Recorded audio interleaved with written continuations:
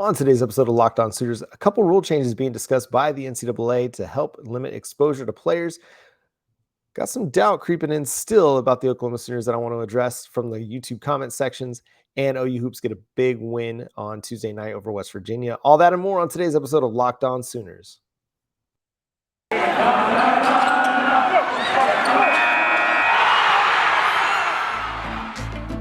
You are Locked On Sooners, your daily podcast on the Oklahoma Sooners, part of the Locked On Podcast Network, your team every day.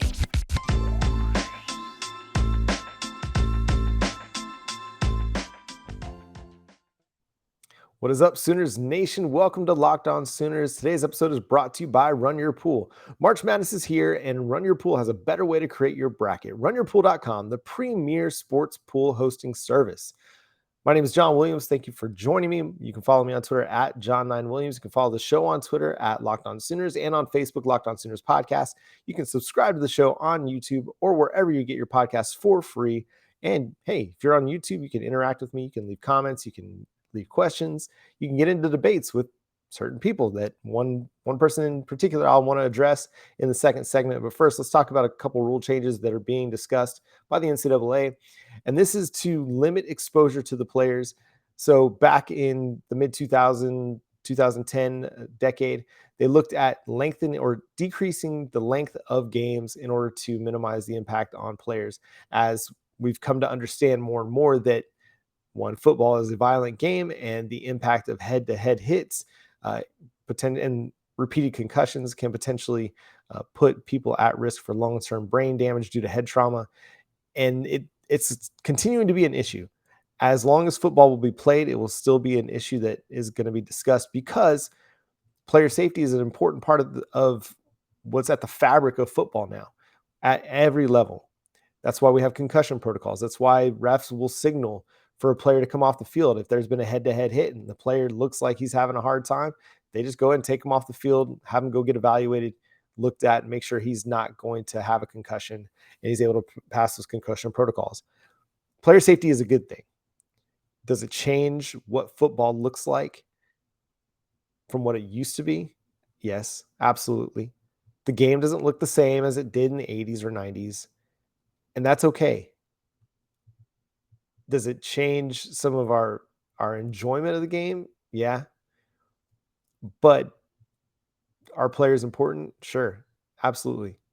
Do they understand the risks that they're getting into when they sign up to play football? Yes, they do. But that doesn't mean that leagues shouldn't look to protect their players. So looking at these potential rule changes, let's just keep that in mind. Like, player protection, player safety is a really important aspect of what football is nowadays. And I think we should be okay with that. I think we should be for that. Yes, it makes it look different. Yes, the targeting rule has some issues, but player safety is paramount.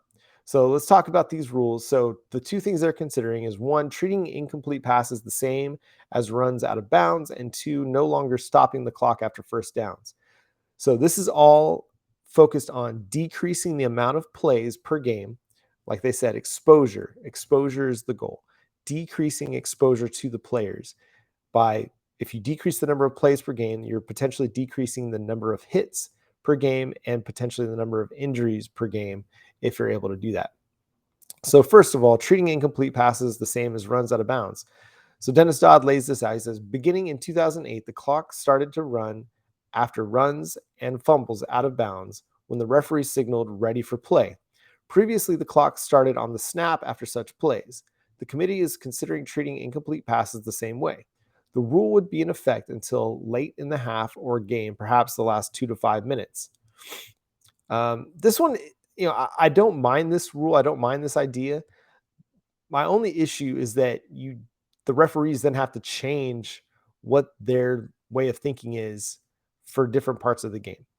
So, if say that after the 5-minute mark in the half, at the end of the second quarter, you go from not stopping the clock on incomplete passes to stopping the clock. We already see referees making mistakes. Are they going to be able to make sure that they stop the clock on an incomplete pass after the 5-minute mark or the 2-minute mark or whatever it turns out to be? Maybe. I don't know. We see, like I said, we see referees make mistakes all the time. They're human people. And I mean, the clock operator will be a big part of this as well. But I don't like the idea of having to kind of like change everybody's thinking for different parts of the game. I like the idea that an incomplete pass stops the clock. It gives everybody on the field a little bit of a breather. Teams that like to play fast, it slows them down a little bit. It gives the defense an opportunity to regroup. Um, a team that plays fast can, they throw the incomplete pass, they can just line right back up and get ready to go. And it gives the defense less time to make that substitution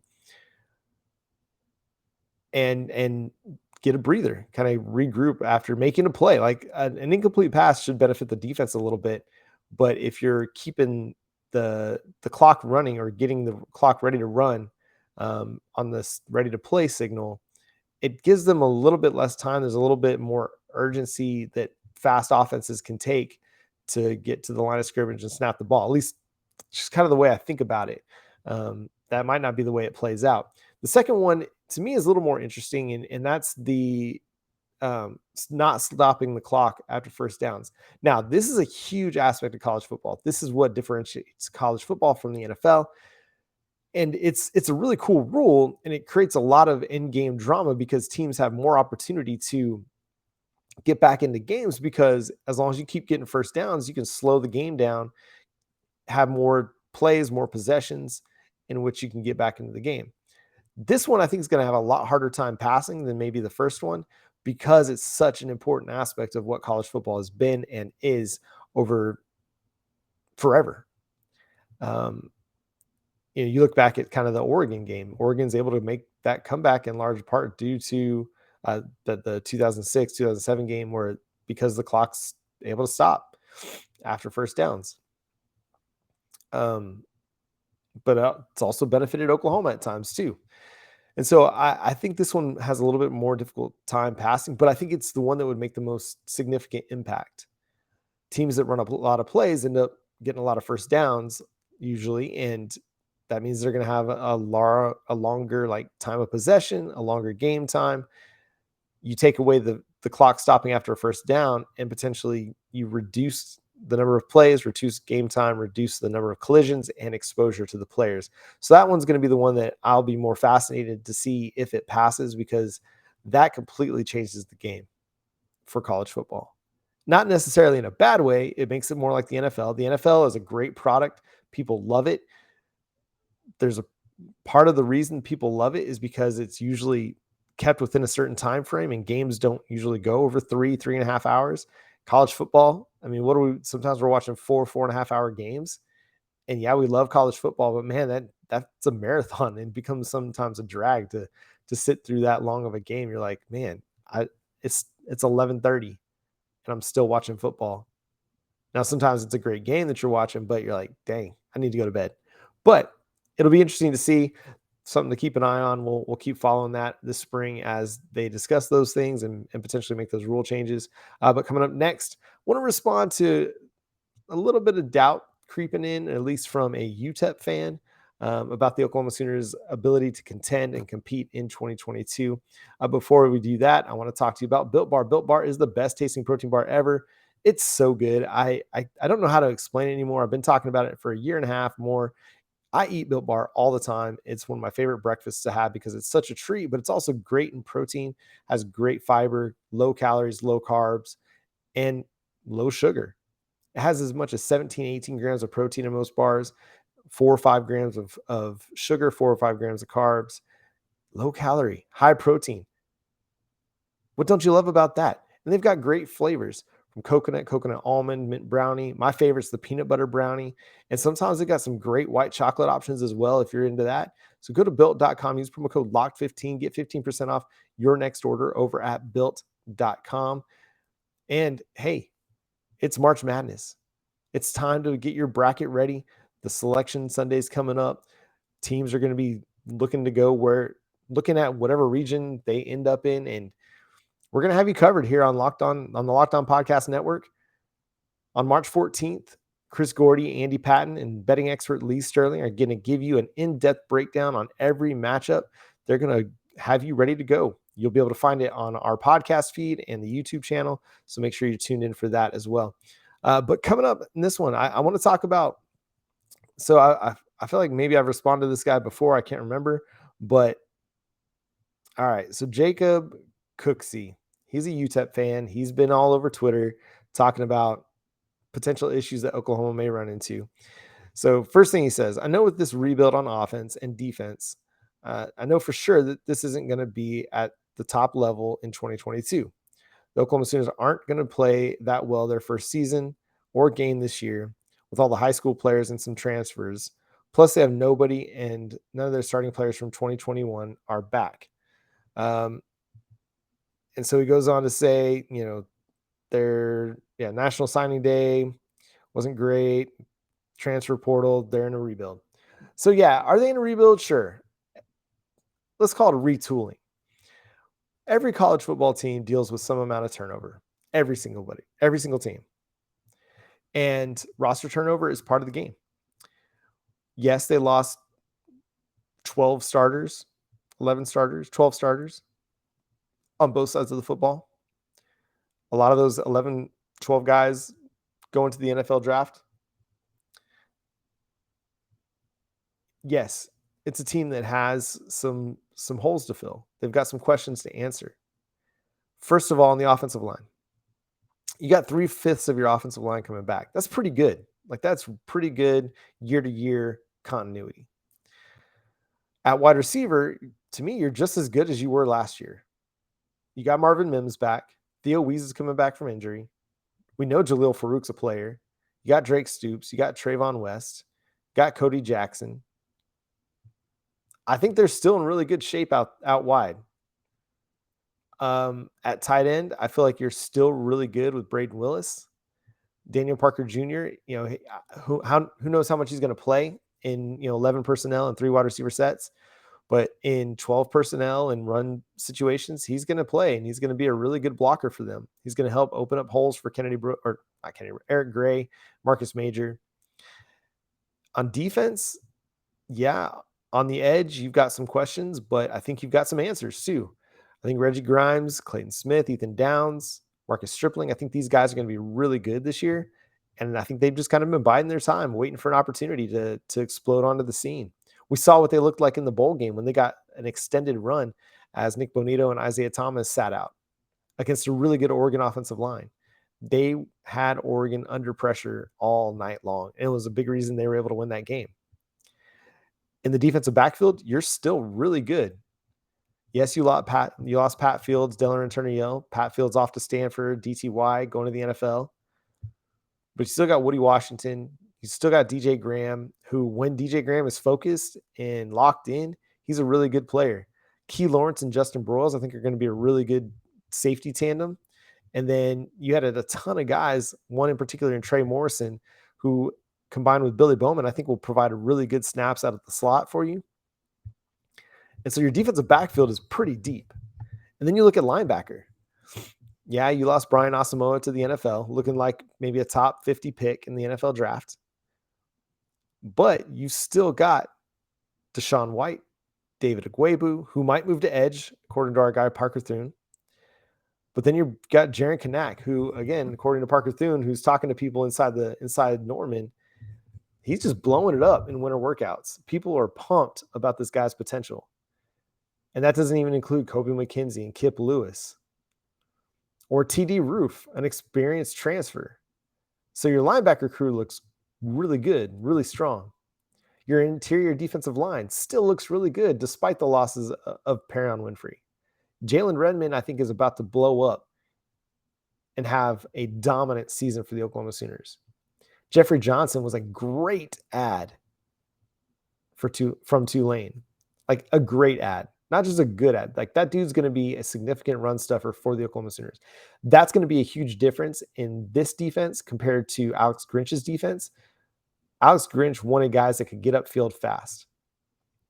The problem with that is that if you get upfield fast and you get by, or they let you go by, then the offensive lineman is able to get to the second level, block linebackers, which could open up big second level runs for the opposing running game. A guy like Jeffrey Johnson, he's not trying to get upfield. He's trying to eat up blocks. And yes, he wants to get upfield, but teams are going to have to deploy 2 interior offensive linemen to block this guy. It's going to leave opportunities for Jalen Redmond. It's going to leave opportunities for the linebacker crew to flow more freely than they might have otherwise with a gap system.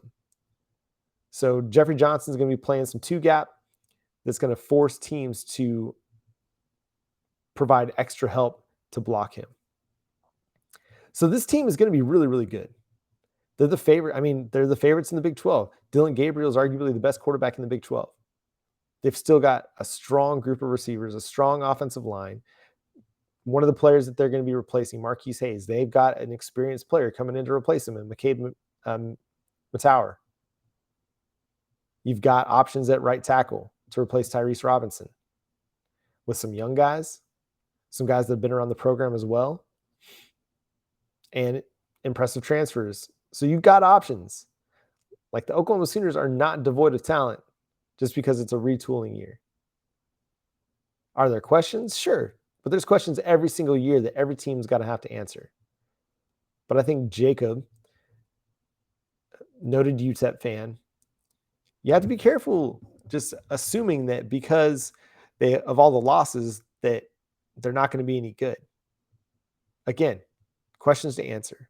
But I think that first week of the season, you're going to see very quickly how good this team is under its new coaching staff with all these players that came in through the transfer portal and some freshmen that might have significant impacts in year one. I'm still very high on the Oklahoma Sooners. I'm not sitting here going to say they're going to be a college football playoff contender. They're going to be one of the Big 12 contenders. They'll still have challenges with Oklahoma State and Baylor, but that's going to be the case every year. Texas is still going to be a challenge as well. But sitting at it right now, I see no reason why they can't be contenders in the Big 12 in 2022. Coming up next, let's talk some Oklahoma hoops win. Let's talk some other news and notes for Oklahoma. Some awards handed out to Oklahoma baseball and softball. But before we do that, let me talk to you about Run Your Pool. March Madness is only a few weeks away, and that means you need to start thinking now about where you're going to be running your brackets this year. Along with standard brackets, Run Your Pool offers game types like Survivor or Pick X. They have options to edit scoring, and they offer more intel to make your picks. All stuff you won't find at ESPN or CBS. Clearly, we believe in Run Your Pool because, like I said, we're running our brackets there ourselves. There's no truer test than that. If you want to play against us for a shot at a cash prize, join us at runyourpool.com/lockedon. And while you're there, create your own pool for your friends and family. Enter Pure Madness at checkout for $10 off your custom pool. That's runyourpool.com/lockedon and use promo code Pure Madness at checkout for $10 off your custom pool. All the rules and details will be available there. That's runyourpool.com/lockedon for your chance to win a cash prize. We look forward to seeing you and beating you there. I also want to talk to you about our friends over at Rock Auto. Rock Auto is a family-owned business that has been serving auto parts customers online for more than 20 years. Why choose to spend up to 30, 50, or even 100% more for the same parts from a chain store or car dealership when you can go to rockauto.com and save? Rock Auto prices are always reliably low for every customer. From the do-it-yourselfer to the professional mechanic, everybody gets the same low price. And they have everything you could need, from brake parts, tail lamps, motor oil, and even new carpet. So go explore their easy-to-use website today to find the solution to your auto parts needs. Go to rockauto.com right now and see all the parts available for your car or truck. Right, Locked On in there. How did you hear about us box, so they know that we sent you. Amazing selection, reliably low prices, and all the parts your car will ever need at rockauto.com. Oklahoma men get a big win on Tuesday night over the West Virginia Mountaineers, 72-59. And it was a game that was out of hand at times and really close at times. Oklahoma started off in a 10-6 hole against West Virginia, but then went on a strong defensive run and held the Mountaineers to like 15 straight misses on the defensive end to build a 14-point lead in the first half. Now, some sloppy shot selection, some lackadaisical defense in the late part of the first half led to a run by West Virginia to be able to close it to 4. But in the second half, Oklahoma jumped out again and were able to put the Mountaineers away. And it was a big win for Oklahoma, led by Tanner Groves, who got 17 points and 10 rebounds. Jordan Goldwire had 16 points, 4 assists, and 5 rebounds. And then you had, a good game from Jacob Groves as well. Emoji Gibson, 8 points. He's a guy that continues to struggle a little bit. I feel like at times he has some heat check moments where, there was a big three made by West Virginia, and early in a possession, maybe like 5 seconds into the possession, Emoji Gibson launches a three from like 5 feet beyond the arc. And you look at Porter Mosier on the sideline, and he like immediately puts his head in his hands. He's like, what are we doing here? Like, why are we wasting possessions like this on deep threes and not getting our best opportunity? Love Mo Gibson, man. The dude can be a fantastic player, can be a great shooter at times, but there are times where the shot selection just is not fantastic. There was another time, I think sometimes it feels like there's maybe an overemphasis on shooting the three, because there was a time where a guy drove the lane. He was in the lane with one defender, nobody else really around him, and decided to kick it out for a three as opposed to try and put up a high percentage shot. More power to him. Like, definitely, find the open guy, but do that when like you're being defended by 3 or 4 guys in the lane as opposed to just one. If you can't beat a guy one-on-one in under the basket, then you need to work on that part of your game. But I think, Bajan Cortez had a really good game. That guy, I feel like, is going to be a very significant player for the Oklahoma Sooners. I feel like he's got Big 12 Player of the Year potential with his ability to pass the basketball, distribute the ball. He can hit shots too. He can get into the lane. He's kind of got some of that sneaky penetration ability, like Austin Reeves did last year, where he might not be the fastest guy, the most athletic guy, but his ball handling skills allow him to get into the paint and finish or to dish the ball. He's got great vision on the court. But this is a team, it's kind of frustrating that this team had such a lull that they did in January and February, because they'd be a tournament team with just a few more wins.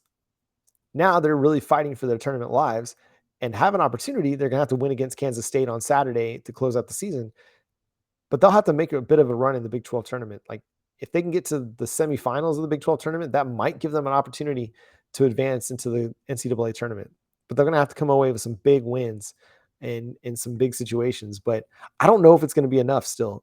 If they don't get, like, they might have to get to the final of the Big 12 tournament to be able to make the NCAA tournament. Their bracket odds, their tourney odds are long right now. But let's talk about some awards that were handed out to Oklahoma Sooners baseball and softball. Jordy Ball and Jana Johns both got Big 12 Player of the Week awards from the Big 12 Conference. This came after Jordy Ball had a fantastic weekend in the Marionette Classic. She threw a perfect game with 11 strikeouts against Cal State Fullerton, and then against number 17 Tennessee, she struck out 16 and 8 in the third innings. Most strikeouts by a Sooner pitcher since Giselle Suarez struck out 16 versus Wisconsin in the NCAA Norman Regional in 2019. And then Jana Johns, she hit 2 home runs in the win over Tennessee as well. This follows up a dual Player of the Week award when Tara Jennings and Jordy Ball earned Big 12 Player of the Week awards a couple weeks ago. And then Chaz Martinez has won several Player of the Week awards after he had 14 strikeouts over the weekend against Northwestern State. His big win helped them clinch the series over Northwestern State in Arlington. Huge win. He went 7 shutout innings and allowed 3 hits, if I remember right. But the 14 strikeouts, absolutely huge. The dude was just dealing that day. Had 6 strikeouts in a row at one point. So that's really exciting for Oklahoma baseball to have a guy who could potentially be a stud pitcher for them. A lot of great things happening right now in OU athletics on the diamond in particular. Oklahoma baseball is 5-2 to start the season. Oklahoma softball is 15-0. Still on Jocelyn Allo home run watch, but she'll get an opportunity to break the home run record at Marita Hines Field on Monday against Minnesota for their home opener. And that's going to do it for today's episode of Locked On Sooners. Thank you so much for tuning in and being a part of the show. Make sure you're subscribed wherever you get your podcasts or on YouTube, free and available on all platforms. Make sure you follow me on Twitter at John9Williams and the show on Twitter at Locked On Sooners. And you can also follow the show on Facebook. But until tomorrow, I'm John Williams, Boomer Sooner.